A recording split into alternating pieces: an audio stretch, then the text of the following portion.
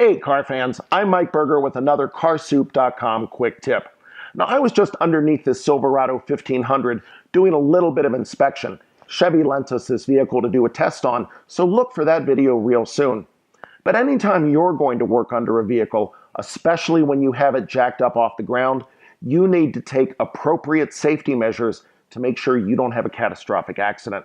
A friend of mine was working under his vehicle, didn't take appropriate steps, and the vehicle actually fell off the jack and crushed his ribs. Now, luckily he survived, but he would not have had an accident at all if he had used jack stands.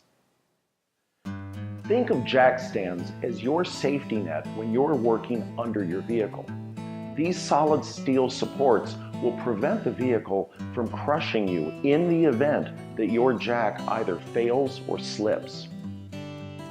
This particular set of jack stands is rated for 5 tons, and it's important to make sure you buy a set that is strong enough for the vehicle you intend to support.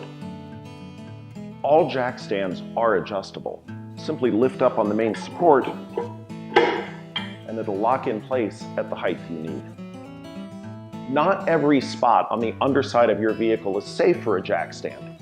In some places, well, the metal could be too thin. In others, you might run the risk of crushing a vital component from the weight of the car pressing down onto the jack stand. So how do you know where to place it? Look in your owner's manual or in a shop manual, and those will tell you where the safe spots are to place your jack stands. So next time you're going to get under a vehicle, make sure you take appropriate safety measures and get a set of jack stands under that vehicle. Never rely on the jack alone to keep you safe. I'm Mike Berger with CarSoup.com, and we'll see you down the road.